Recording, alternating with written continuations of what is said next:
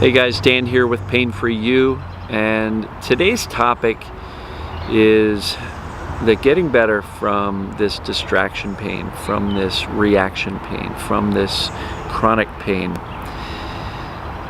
is not a thinking process, it is a feeling process. So what do I mean by that? Somebody posed a question to me on one of my videos and says, how do I feel these emotions? Am I supposed to just sit and think about this marriage that's not going so well? Well, look, thinking oftentimes ends up getting us into what I call story mode. Story mode is when we literally replay the situation that caused these emotions in the first place. And so thinking, if you ask yourself, what am I feeling right now? And you do this, you're thinking. Right? Because generally somebody's like, hey, what's the square root of whatever, 36? 6. Okay. So thinking is often, the body language of thinking is looking up. So become aware of that. If you're trying to get in touch with your feelings, they're not up there. They're not up there. They're generally here, and in our guts. So feel your emotions. When I say that, it doesn't mean think of everything that's wrong with your life and tell yourself the stories and go watch the movies in your head of everything that happened bad to you. That's kind of replaying everything that's bad and can actually reactivate all of these emotional charges that we've got from everything that's happened to us that's been bad. So when I say feel your emotions, I truly mean just sit with them. Quietly, sit. Okay, so in a few hours I'm going to a memorial service for my dad. I can logically think about this and go, yeah, I should be sad. I am sad. I've got some conflicting emotions. Wasn't the best dad, certainly wasn't a good husband to my mom, and so this is me thinking. This is me like replaying the stories in my head over everything that happened, discovering all sorts of stuff that he did that wasn't great. Look, he accomplished a lot professionally. I'm proud of him for that stuff. He set a really good example for a lot of good reasons. And he did what he could. He had a tough childhood. And as a result, he was just kind of modeling how he was brought up. So can I logically explain that away? Yes. But at the end of the day, that would kind of diminish or kind of push away the true sadness that I didn't really have a great relationship with my dad. And so if I allow myself to just feel that sadness, really just feel it, I don't have to tell myself the stories. It's just right there. It's weighing on me. It's the heavy heart.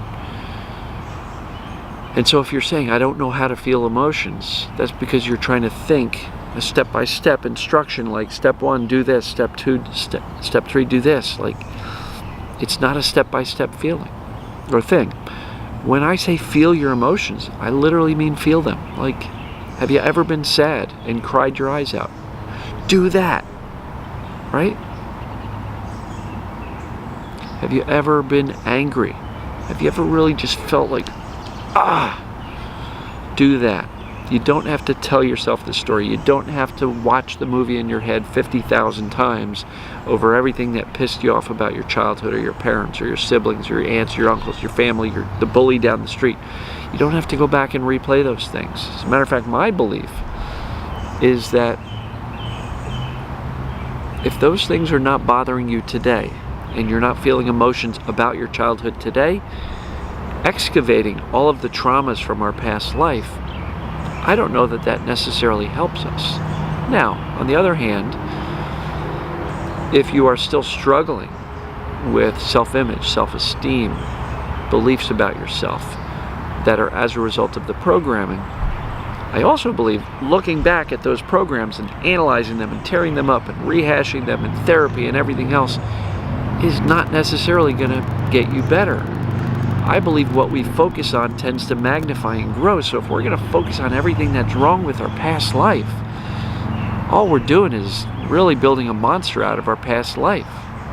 I would much rather have a quick acknowledgement to say, here's my current beliefs about myself. Here's how I treat myself. Here's how I talk to myself. I've got this self-critical roommate in my head all the time saying, you're not good enough.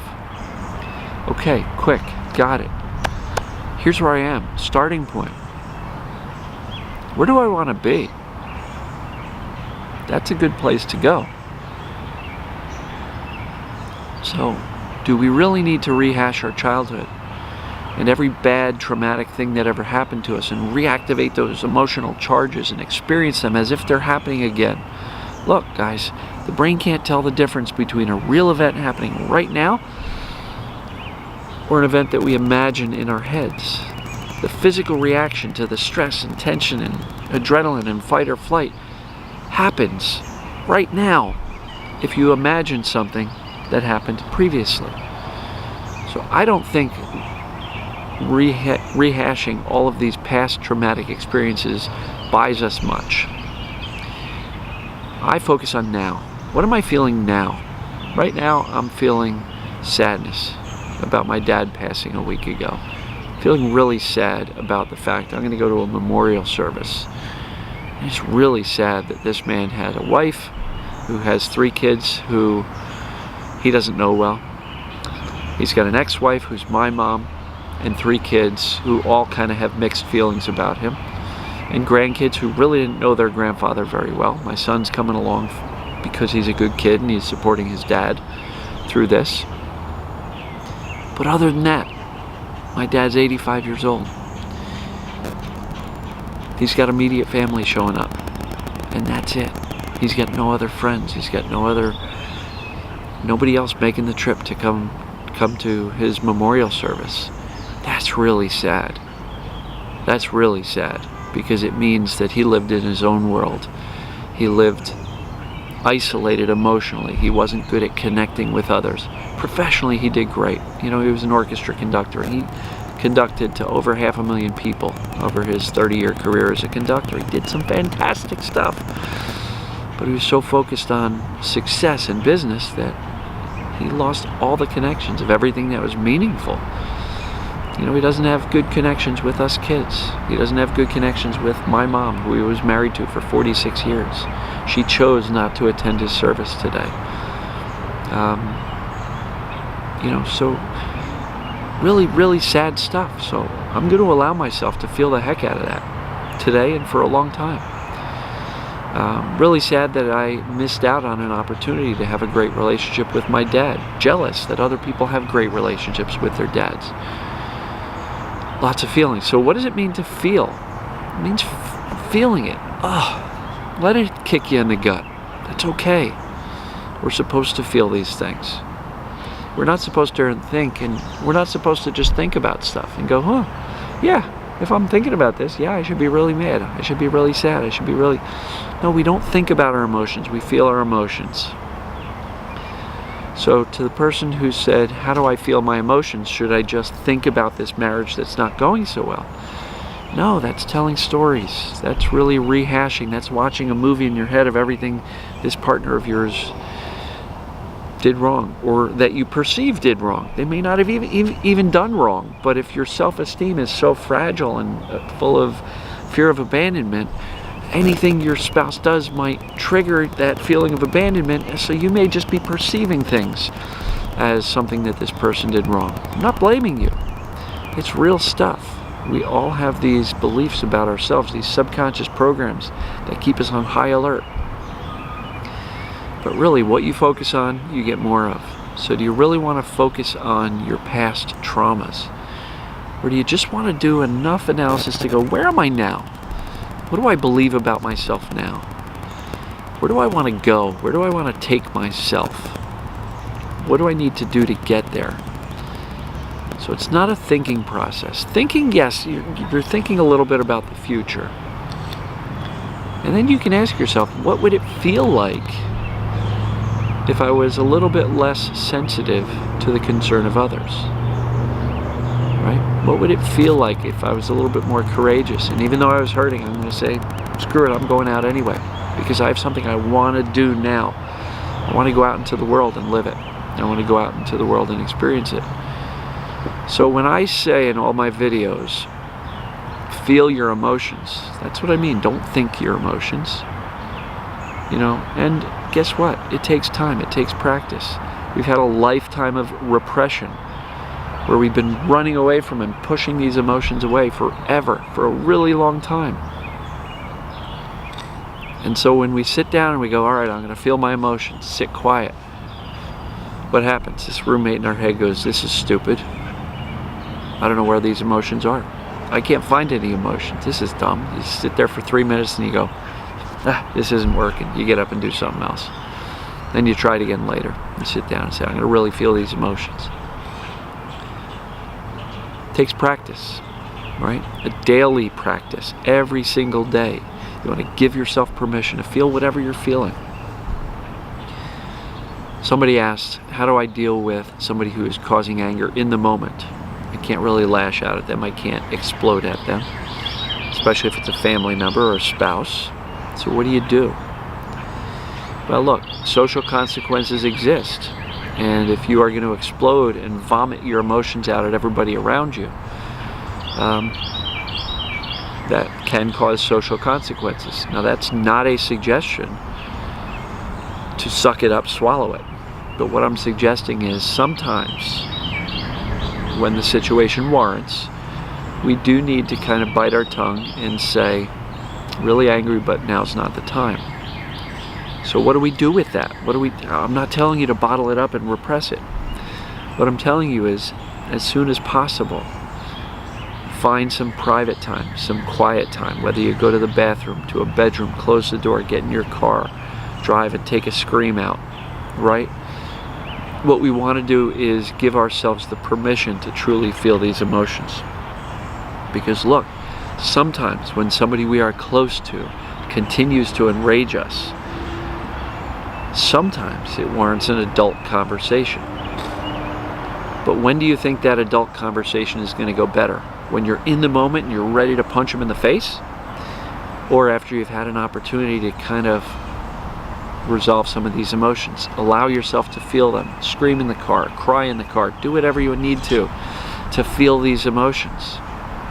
And then you can decide with a little bit more rational mind, do I need to have an adult conversation with this person who is challenging me? And if so, how do I approach it the best? Because I can tell you, if you're just going to vomit that anger and rage and all that stuff out on the person who is enraging you, they may not know what to do with it. And if they feel attacked, they may attack back and things can escalate.